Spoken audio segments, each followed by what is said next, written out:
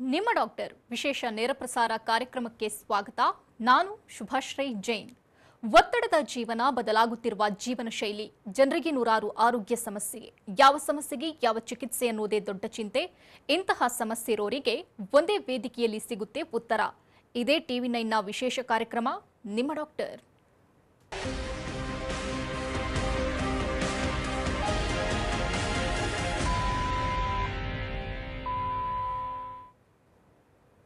PCOD ಅಥವಾ polycystic ovarian syndrome ಸಾಕಷ್ಟು ಮಹಿಳೆಯರನ್ನ ಕಾಡ್ತಿರುವ ಸಮಸ್ಯೆ.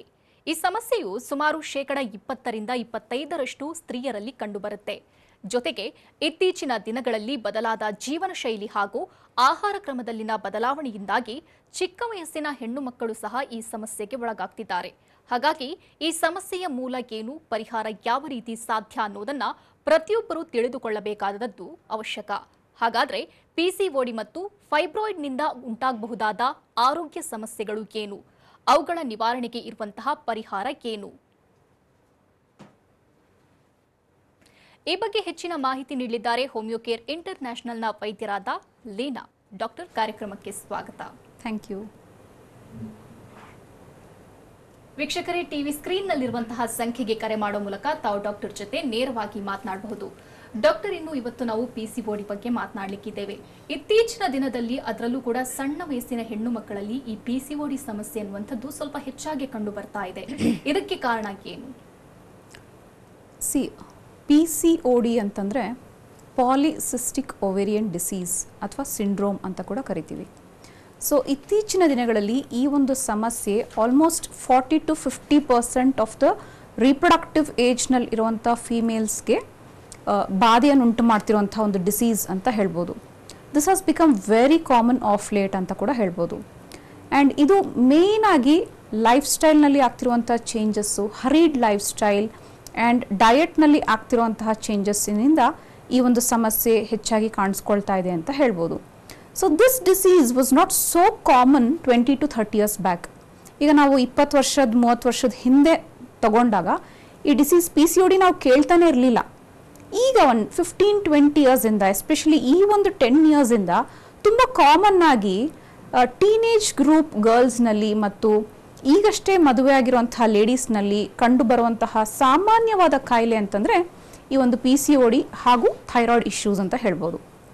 ವೆರಸ್ ಫೈಬ್ರಾಯ್ಡ್ಸ್ ಯೂಶುವಲ್ ಆಗಿ it is also seen in mid adult age group ಫೀಮೇಲ್ಸ್ನಲ್ಲಿ, but mostly seen in and around during menopause ಅಂತ ಹೇಳ್ಬೋದು. ಅಂದರೆ ಆಫ್ಟರ್ 35-40 ಇಯರ್ಸ್ ನಂತರ ಕಾಣಿಸ್ಕೊಳ್ಳೋಂಥದ್ದು ಫೈಬ್ರಾಯ್ಡ್ ತೊಂದರೆ. ಬಟ್ ಸಣ್ಣ ವಯಸ್ಸಿನಲ್ಲಿ ಟೀನೇಜ್ ಗ್ರೂಪ್ನಲ್ಲಿ ಮತ್ತು 20 to 30 or even 35 years age ಗ್ರೂಪ್ನಲ್ಲಿ ಕಾಣಿಸ್ಕೊಳ್ಳೋಂಥ ತೊಂದರೆ ಈ ಒಂದು ಪಾಲಿಸಿಸ್ಟಿಕ್ ಓವೇರಿಯನ್ ಡಿಸೀಸ್ ಅಂತ ಹೇಳ್ತೀವಿ. So as the name suggests, poly ಅಂತಂದರೆ ಮೆನಿ, ಸಿಸ್ಟ್ಸ್ ಅಂತಂತಂದರೆ ನೀರ್ಗುಳ್ಳೆಗಳು. ಇಲ್ಲಿಗೆ ನಾವು ಈ ಕಾಂಟೆಕ್ಸ್ಟ್ನಲ್ಲಿ ಸಿಸ್ಟ್ ಅಂತಂದರೆ ಗರ್ಭಕೋಶದಲ್ಲಿ ಎಸ್ಪೆಷಲಿ ಓವರೀಸ್ನಲ್ಲಿ ಕಂಡುಬರುವಂತಹ ಸಣ್ಣ ಸಣ್ಣ ನೀರ್ಗುಳ್ಳೆಗಳನ್ನು ನಾವು ಪಾಲಿಸಿಸ್ಟಿಕ್ ಓವೇರಿಯನ್ ಡಿಸೀಸ್ ಅಂತ ಹೇಳ್ತೀವಿ. ಸೊ ಇದನ್ನು ನಾವು ಸ್ಕ್ಯಾನಿಂಗ್ನಲ್ಲಿ ನೋಡಿದಾಗ ಏನಾಗುತ್ತೆ, ಸಣ್ಣ ಸಣ್ಣ ಒಂದು ಪರ್ಲ್ ಶೇಪ್ನಲ್ಲಿ, ಒಂದು ಪರ್ಲ್ ನೆಕ್ಲೆಸ್ ಶೇಪ್ನಲ್ಲಿ ಕಾಣಿಸ್ಕೊಳ್ಳುವಂಥದ್ದು, ಅಥವಾ ಸ್ಕ್ಯಾನಿಂಗ್ನಲ್ಲಿ ಡಿಫ್ರೆಂಟ್ ಟೈಪ್ಸ್ ಆಫ್ PCOD ಕೂಡ ನಾವು ನೋಡ್ತಾ ಬರ್ತೀವಿ. ಅಂದರೆ ಕ್ಲಿಯರ್ ಆಗಿ ಅಲ್ಲಿ ಪಾಲಿಸಿಸ್ಟಿಕ್ ಚೇಂಜಸ್ ಇರೋದು ಸ್ಕ್ಯಾನಿಂಗ್ನಲ್ಲಿ ಗೊತ್ತಾಗುತ್ತೆ. ಬೈಲ್ಯಾಟ್ರಲ್ ಪಾಲಿಸಿಸ್ಟಿಕ್ ಓವೇರಿಯನ್ ಡಿಸೀಸ್ ಅಂತ ಹೇಳ್ತೀವಿ. ಸೊ ಈ ಸಮಸ್ಯೆಯಿಂದ ಸಫರ್ ಆಗ್ತಿರುವಂತಹ ಲೇಡೀಸ್ನಲ್ಲಿ ಮುಖ್ಯವಾಗಿ ಮೆನ್ಸ್ಟ್ರುವಲ್ ಇರ್ರೆಗ್ಯುಲಾರಿಟೀಸ್ ಇರುತ್ತೆ. ಸೊ ಏನಾಗುತ್ತೆ, ಮೊನ್ನೆ ಒಬ್ಬರು ಪೇಷಂಟ್ ಬಂದಿದ್ರು. She has a daughter of 8 years old. So ಅವರು ಇನ್ನೊಂದು ಮಗುಗೆ ಪ್ರಯತ್ನ ಮಾಡ್ತಾ ಇದ್ದಾರೆ. ದಟ್ ಮೀನ್ಸ್ ಅವರು 5-6 ಇಯರ್ಸಿಂದ ಎರಡನೇ ಮಗುಗೆ ಪ್ರಯತ್ನ ಮಾಡ್ತಾ ಇದ್ರು ಕೂಡ ಅವ್ರಿಗೆ ಪ್ರೆಗ್ನೆನ್ಸಿ ಪಾಸಿಟಿವ್ ಆಗ್ತಾ ಇಲ್ಲ. So she is suffering from severe PCOD. ಸ್ಕ್ಯಾನಿಂಗಲ್ಲಿ PCOD ಇದೆ ಅನ್ನೋದು ಕನ್ಫರ್ಮ್ ಆಗಿದೆ. ಆ್ಯಂಡ್ ಆಲ್ಸೋ ಏನಾಗುತ್ತೆ ಅಂದರೆ ವರ್ಷದಿಂದ ವರ್ಷಕ್ಕೂ ಕೂಡ ಲೇಡೀಸ್ನಲ್ಲಾಗಿರ್ಬೋದು, ಜೆಂಟ್ಸ್ನಲ್ಲಾಗಿರ್ಬೋದು ಕೆಲವು ಚೇಂಜಸ್ ಆಗ್ತಾನೆ ಇರುತ್ತೆ ಬಾಡಿಯಲ್ಲಿ. ಸೊ ಅದೇ ರೀತಿಯಾಗಿ ಈಗ ಅನ್ಕೋಬೋದು, ಮೊದಲನೇ ಮಗು ಈಸಿಯಾಗಿ ಕನ್ಸೀವ್ ಆಯಿತು, ಎರಡನೇ ಮಗುಗೆ ಯಾಕೆ ಕಷ್ಟ ಆಗ್ತಾ ಇದೆ? So there are many reasons for secondary infertility in females, the one being PCOD. So PCOD ಕೂಡ ಇನ್ಫರ್ಟಿಲಿಟಿಗೆ ಅಥವಾ ಬಂಜೆತನಕ್ಕೆ ಒಂದು ಮುಖ್ಯವಾದಂತಹ ಕಾರಣ ಫೀಮೇಲ್ಸ್ನಲ್ಲಿ. ಬಟ್ ಎಲ್ಲ PCOD ಪೇಷಂಟ್ಸೂ ಒಂದು ದಿನ ಇನ್ಫರ್ಟಿಲಿಟಿಯಿಂದ ಸಫರ್ ಆಗ್ತಾರೆ ಅಂತ ಹೇಳೋಕ್ಕಾಗೋದಿಲ್ಲ. ಮೈಲ್ಡ್ PCOD ಇರೋಂತಹ ಫೀಮೇಲ್ಸು ನ್ಯಾಚುರಲ್ ಆಗಿ ಗರ್ಭ ಧರಿಸಿ ನಾರ್ಮಲ್ ಆಗಿರುವಂತಹ ಹೆಲ್ದಿ ಮಗುಗೆ ಜನ್ಮ ನೀಡೋಕ್ಕೆ ಸಾಧ್ಯ ಇದೆ. ಬಟ್ PCODಯಲ್ಲೂ ಕೂಡ mild stages, moderate stages and severe stages ಅಂತ ಕೂಡ ಹೇಳ್ತೀವಿ. So when A lady reaches the severe stage of PCOD, ಆಗ ಅವ್ರಿಗೆ ಮೆನ್ಸ್ಟ್ರುಯಲ್ ಇರ್ರೆಗ್ಯುಲಾರಿಟೀಸ್ ಆಗುತ್ತೆ. ಸೊ ಈಗ ನಾನು ಏನು ಹೇಳ್ತಾ ಇದ್ದೆ, ಮಿಸಸ್ XYZ ಅಂತ ಇಟ್ಕೊಳ್ಳಿ. ಸೊ ಅವ್ರಿಗೆ last year the last menses was last year. So last ಇಯರಿಂದ ಅವ್ರಿಗೆ ಮೆನ್ಸಸ್ ಆಗೇ ಇಲ್ಲ. She is only 35 years old and trying for a second baby. So ಹಾಗಾಗಿ ಕೆಲವು ಇನ್ವೆಸ್ಟಿಗೇಷನ್ಸ್ ಅಫ್ಕೋರ್ಸ್ ಲಾಸ್ಟ್ ಇಯರ್ ಮಾಡಿಸಿದ ಸ್ಕ್ಯಾನಿಂಗ್ನಲ್ಲಿ ಬೈಲ್ಯಾಟ್ರಲ್ PCOD ಅಂತ ಇದೆ.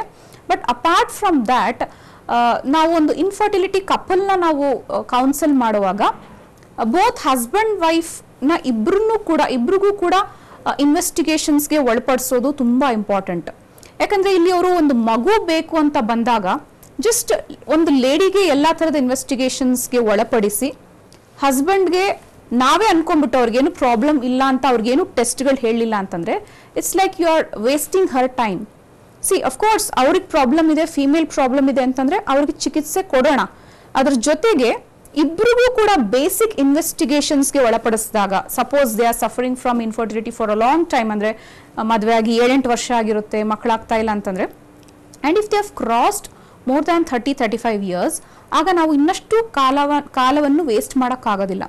ಸೊ ಹಾಗಾಗಿ ಇಬ್ಬರಿಗೂ ಕೂಡ ಇನ್ವೆಸ್ಟಿಗೇಷನ್ಗೆ ಒಳಪಡಿಸಿ, ಕೆಲವೊಮ್ಮೆ ಏನಾಗುತ್ತೆ ಈವನ್ ಮೇಲ್ಸ್ನಲ್ಲೂ ಕೂಡ ಪ್ರಾಬ್ಲಮ್ಸ್ ಲೈಕ್ ಆಲಿಗೋಸ್ಪರ್ಮಿಯಾ, ಅಸ್ಥೆನೋಸ್ಪರ್ಮಿಯಾ, ಎಜೋಸ್ಪರ್ಮಿಯಾ, ಟೆರಟೋಸ್ಪರ್ಮಿಯಾ, ಹೀಗೆ ಹಲವಾರು ಸಮಸ್ಯೆಗಳಿಂದ ಸಫರ್ ಆಗ್ತಾ ಇರ್ಬೋದು. ಅಂದರೆ ವೀರ್ಯಾಣುಗಳ ಸಂಖ್ಯೆ ಕಡಿಮೆ ಇರೋವಂಥದ್ದು ಮತ್ತು ವೀರ್ಯಾಣುಗಳ ಮೊಟಿಲಿಟಿ ಕಡಿಮೆ ಇರೋವಂಥದ್ದು.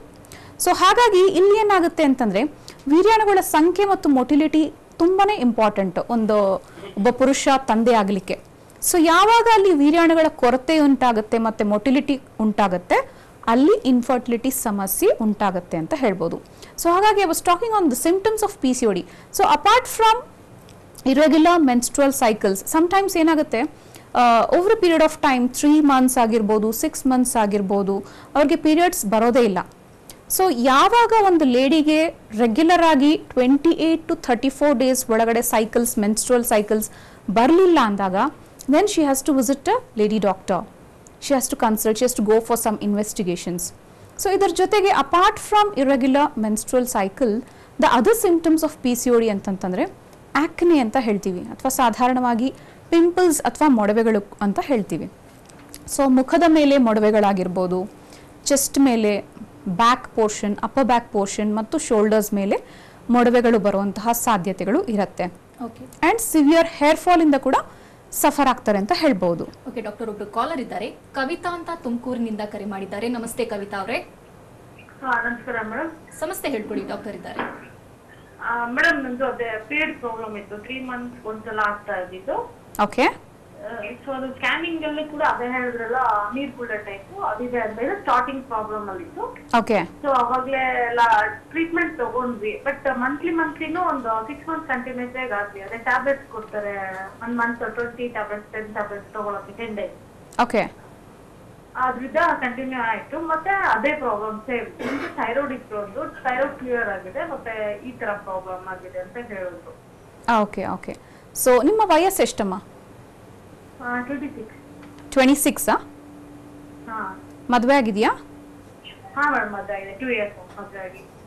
So you are planning for pregnancy, ಮಗು ಬೇಕು ಅಂತ ಪ್ರಯತ್ನ ಮಾಡ್ತಾ ಇದ್ದೀರಾ? ಹಾ ಮೇಡಮ್. ಹಾ ಮೇಡಮ್. ಓಕೆ. ನೋಡಿ, ನಿಮಗೆ 2 ಸಮಸ್ಯೆಗಳಿಂದನೂ ಕೂಡ ಮಕ್ಕಳಾಗೋದಕ್ಕೆ ಸ್ವಲ್ಪ ಕಷ್ಟ ಆಗುತ್ತೆ ಅಂತ ಹೇಳ್ಬೋದು. ಬಟ್ ಡೋಂಟ್ ಲೂಸ್ ಹೋಪ್ಸ್, ನಂಬಿಕೆ ಕಳ್ಕೋಬೇಡಿ. ಸೊ ನಿಮ್ಮ ವಯಸ್ಸು ಇನ್ನೂ ಚಿಕ್ಕದಿರೋದ್ರಿಂದ 25-26 years ಅಂದರೆ ನೀವು ಹೋಮಿಯೋಪತಿ ಚಿಕಿತ್ಸೆ ತಗೊಂಡು ನಿಮಗಿರುವಂತಹ ಪಾಲಿಸಿಸ್ಟಿಕ್ ಓವೇರಿಯನ್ ಡಿಸೀಸ್ನ ನೀವು ಕ್ಲಿಯರ್ ಮಾಡ್ಕೊಳ್ಬೋದು. ನೀವೇನಾಗುತ್ತೆ ಅಂದರೆ, ಈಗ ನೀವು ಆಲ್ಮೋಸ್ಟ್ 3 months 6 months ಇಂದ ಮೆನ್ಸಸ್ ಬಂದಿಲ್ಲ ಅಂತಂದರೆ, if you start taking the other system of medicine, hormone pills, ಏನಾಗುತ್ತೆ ನಿಮ್ಮ ಬಾಡಿಗೆ ನೀವು ಅದನ್ನು ರೂಢಿ ಮಾಡಿಸ್ಬಿಟ್ರೆ, ಹಾರ್ಮೋನ್ ಪಿಲ್ಸ್ ತಗೊಳ್ತೀರಾ, 20 days ತಗೊಳ್ತೀರಾ, ಆ ಮಂತ್ ಪೀರಿಯಡ್ಸ್ ಬರುತ್ತೆ. ನೆಕ್ಸ್ಟ್ ಮಂತ್ 21 days ತಗೊಳ್ತೀರಾ, ಆ ಮಂತ್ ಪೀರಿಯಡ್ಸ್ ಬರುತ್ತೆ. ಸೊ ನಿಮ್ಮ ಬಾಡಿಗೆ ಎವ್ರಿ ಮಂತ್ ಆ ಒಂದು ಎಕ್ಸ್ಟರ್ನಲ್ ಟ್ಯಾಬ್ಲೆಟ್ನ ಅವಶ್ಯಕತೆ ಕಾಣಿಸ್ತಾ ಹೋಗುತ್ತೆ. ಸೊ ನೀವು ಆ ಟ್ಯಾಬ್ಲೆಟ್ಸ್ನ ನೀವು ಸ್ಟಾಪ್ ಮಾಡಿಬಿಟ್ರೆ ನಿಮಗೆ ಮಂತ್ಸ್ ಟುಗೆದರ್ ಆದ್ರೂ ಅಂದ್ರೆ ತಿಂಗಳಾನ್ಗಟ್ಲೆ ಆದ್ರೂ ಕೂಡ ನಿಮ್ಗೆ ಪೀರಿಯಡ್ಸ್ ಬರೋದೇ ಇಲ್ಲ. ಹಾ ಮ್ಯಾಮ್, ಸೊ ಹಂಗೆ ಆಗಿದ್ದು. ಒಬ್ಬ ಲೇಡಿ ನ್ಯಾಚುರಲ್ ಆಗೇನೆ ಯಾವುದೇ ತರದ ಎಕ್ಸ್ಟರ್ನಲ್ ಇನ್ಫ್ಲೂಯೆನ್ಸ್ ಆರ್ ಟ್ಯಾಬ್ಲೆಟ್ಸ್ ಇಲ್ಲದೇನೆ ನಿಮ್ಮ ಬಾಡಿ ಒಳಗಡೆ, ದೇಹದ ಒಳಗಡೆ ಉತ್ಪತ್ತಿ ಆಗುವಂತಹ ಹಾರ್ಮೋನ್ಗಳ ಸಹಾಯದಿಂದ ನಿಮಗೆ ಪ್ರತಿ ತಿಂಗಳು ಮುಟ್ಟಾಗಬೇಕು. ಸೊ ನೀವು ಹೊರಗಡೆಯಿಂದ ನೀವು ರುಚಿ ತೋರಿಸ್ಬಿಟ್ರೆ ನಿಮ್ಮ ಬಾಡಿಗೆ it expects it wants medicines every month. So ಹಾಗಾಗಿ ರೂಢಿ ಮಾಡೋದಕ್ಕೆ ಹೋಗಬೇಡಿ. ನಿಮ್ಮ ವಯಸ್ಸು ಇನ್ನೂ 26 ಇದೆ. ಫಸ್ಟ್ ಥಿಂಗ್ ಇಸ್ ನಿಮ್ಮ ರಿಲೇಟಿವ್ಸ್ ಕೇಳಿದಾಗ, ನಿಮ್ಮ ಪೇರೆಂಟ್ಸ್ ಕೇಳಿದಾಗ, ಯಾರನ್ನೇ ಕೇಳಿದಾಗ ಬೋಲ್ಡ್ ಆಗಿ ಆನ್ಸರ್ ಮಾಡೋದನ್ನ ಕಲ್ತ್ಕೊಳ್ಳಿ. Okay, family planning method use ಮಾಡ್ತಿದ್ದೀರಾ ಅಥವಾ ನಮ್ಗೆ ಈಗಲೇ ಸದ್ಯಕ್ಕೆ ಮಕ್ಕಳು ಬೇಡ ಅಂತ ಹೇಳಿ. ಸೊ ತುಂಬ ಜನ ಪೇಷಂಟ್ಸು ಈಗ ನಮ್ಮ ರಿಲೇಷನಲ್ಲೂ ಕೂಡ ಯಾರೊಬ್ರು 2 years ಬ್ಯಾಕ್ ಮದುವೆ ಆಗಿ ಎವ್ರಿ ಮಂತ್ ಪೀರಿಯಡ್ಸ್ ಕಾಣಿಸ್ಕೊಂಡಿದ ತಕ್ಷಣ she starts crying.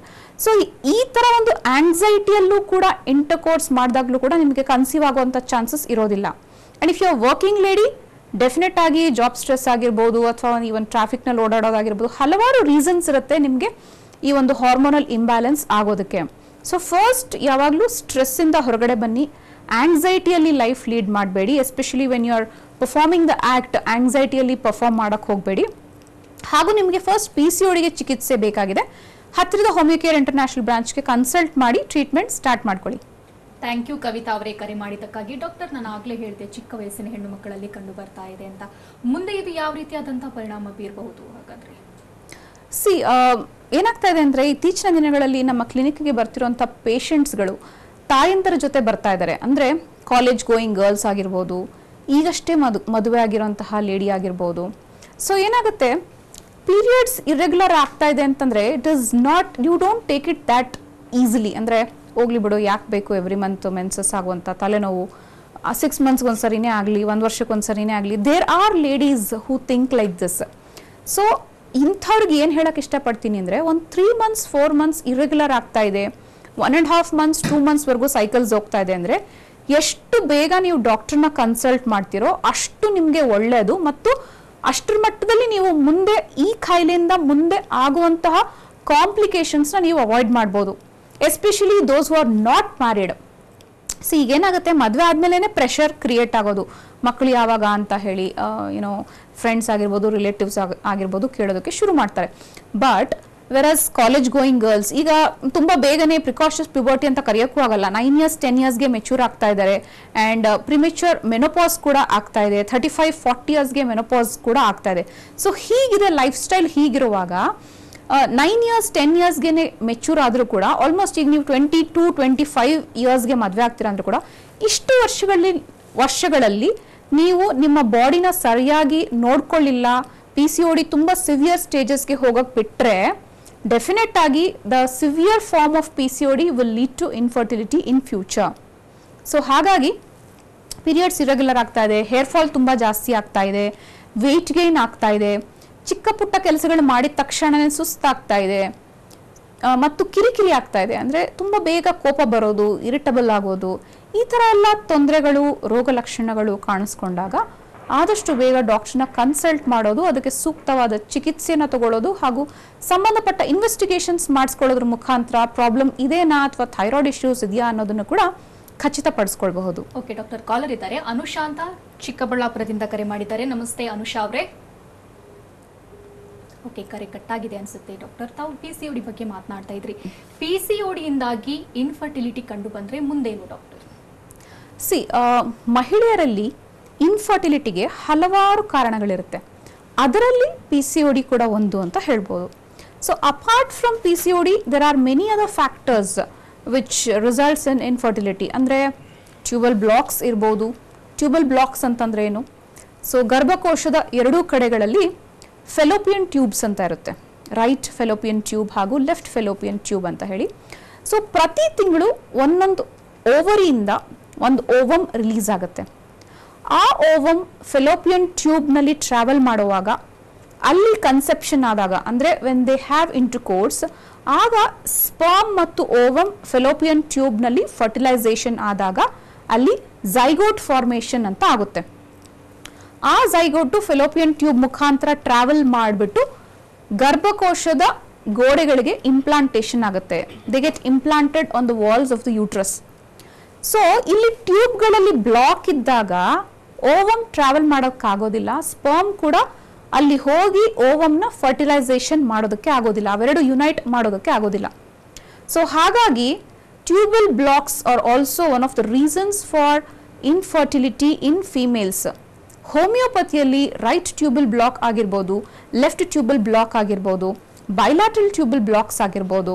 So constitutional medicines and symptomatic medicines ಕೊಡೋದ್ರ ಮುಖಾಂತರ ಫ್ಯೂ ಮಂತ್ಸ್ ಆಫ್ ಟ್ರೀಟ್ಮೆಂಟ್ ತಗೊಳ್ಳೋದ್ರ ಮುಖಾಂತರ ಈ ಒಂದು ಫೆಲೋಪಿಯನ್ ಟ್ಯೂಬ್ ಬ್ಲಾಕೇಜಸ್ನು ಕೂಡ ರಿಮೂವ್ ಮಾಡ್ಬೋದು. ಇದ್ರ ಜೊತೆಗೆ ಒವೇರಿಯನ್ ರಿಸರ್ವ್ಸ್ ಅಂತ ಹೇಳ್ತೀವಿ, ಅಂದರೆ ವಯಸ್ಸಾಗ್ತಾ ಇದ್ದ ಹಾಗೆ 35-38 ಇಯರ್ಸ್ ಆಗ್ತಾ ಇದ್ದ ಹಾಗೇನೆ ಆಂಟಿ ಮ್ಯುಲೇರಿಯನ್ ಹಾರ್ಮೋನ್ ಅಥವಾ AMH ಅಂತ ಹೇಳ್ತೀವಿ. ಈ ಹಾರ್ಮೋನು ಕಡಿಮೆ ಆಗ್ತಾ ಇದ್ದಾಗೇನೆ ನಿಮಗೆ it is an alarming sign that your ovaries reserves ಕಡಿಮೆ ಆಗ್ತಾ ಇದೆ. ಸೊ ಒಂದು ಲೇಡಿ ಸಾಮಾನ್ಯವಾಗಿ ಮೆಚ್ಯೂರ್ ಆಗೋದ್ರಿಂದ ಹಿಡಿದು ಮೆನೋಪಾಸ್ ಆಗೋವರೆಗೂ ಕೂಡ ಪ್ರತಿ ತಿಂಗಳು ಓವರೀಸಿಂದ ಓವಮ್ನ ರಿಲೀಸ್ ಮಾಡ್ತಾ ಇರ್ತಾಳೆ. ಅಂದರೆ ಅಂಡಾಶಯದಿಂದ ಅಂಡಾಣು ರಿಲೀಸ್ ಆಗುವಂಥದ್ದು. ಈ ಅಂಡಾಣುಗಳು ವಯಸ್ಸಾದ ನಂತರ ಇದರ ರಿಸರ್ವ್ಸ್ ಏನು ಅಂಡಾಣುಗಳಿರುತ್ತೆ ಅದು ಕಡಿಮೆ ಆಗ್ತಾ ಹೋಗುತ್ತೆ. ಸೊ ಒವೇರಿಯನ್ ರಿಸರ್ವ್ಸ್ ಕಡಿಮೆ ಆದಾಗಲೂ ಕೂಡ ಕನ್ಸೆಪ್ಷನ್ ಚಾನ್ಸಸ್ ಬಹಳ ಕಡಿಮೆ ಇರುತ್ತೆ ಅಂತ ಹೇಳ್ಬೋದು.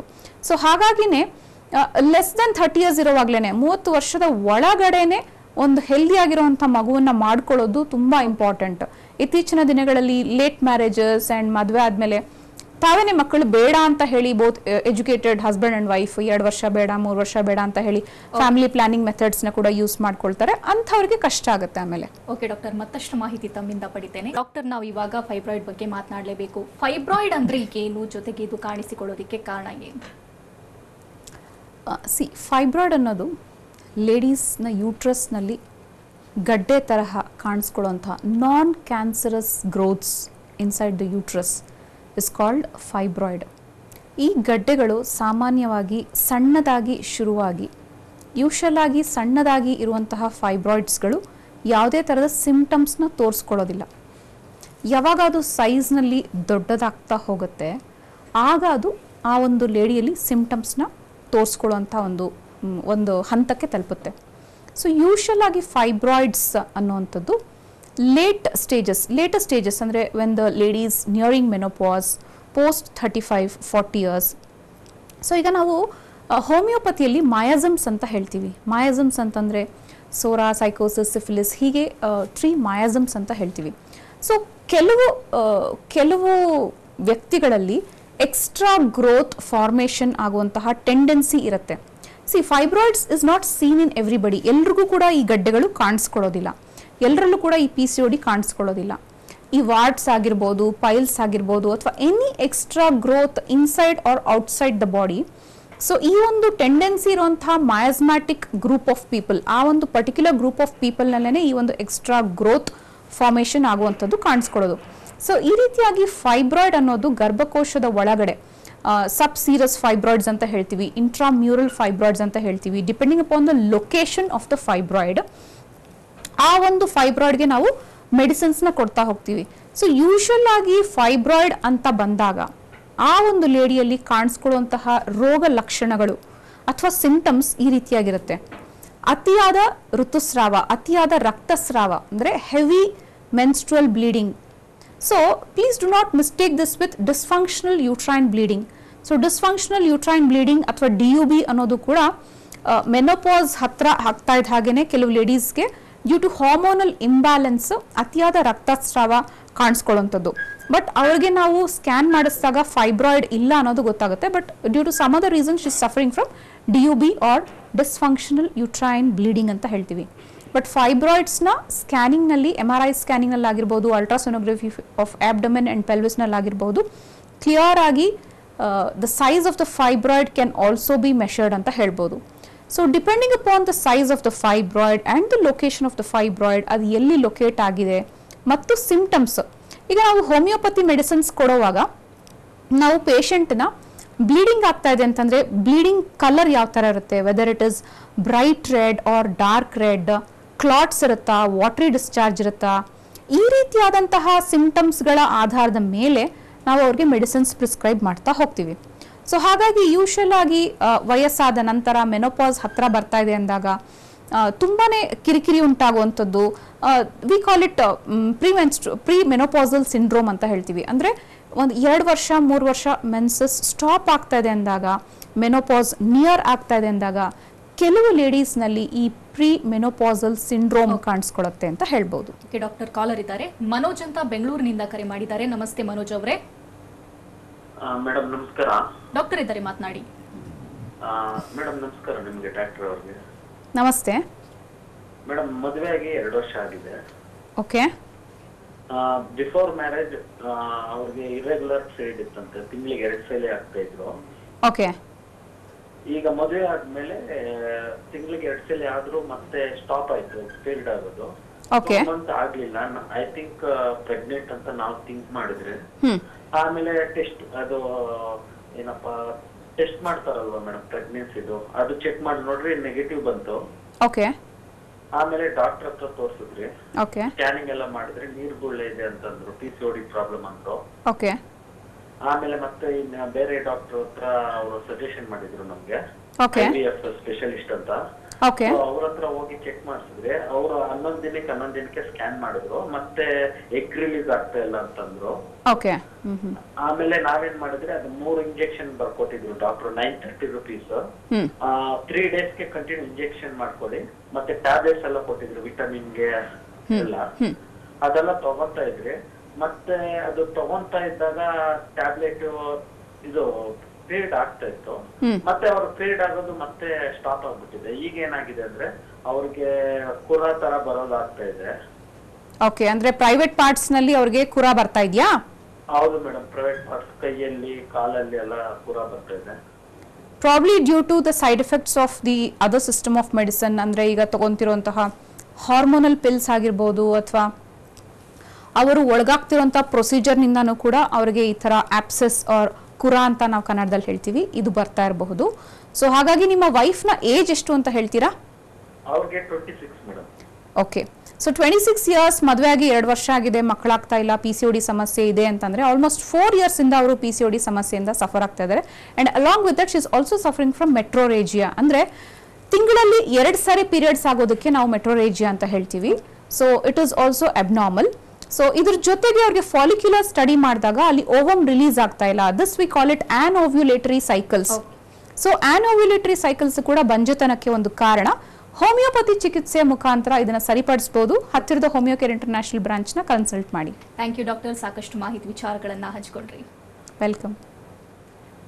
Okay doctor, okay, TV screen ನಲ್ಲಿರುವಂತಹ ಸಂಖ್ಯೆಗೆ ಕರೆ ಮಾಡೋ ಮೂಲಕ ತಾವು ಡಾಕ್ಟರ್ ಜೊತೆ ನೇರವಾಗಿ ಮಾತನಾಡಬಹುದು.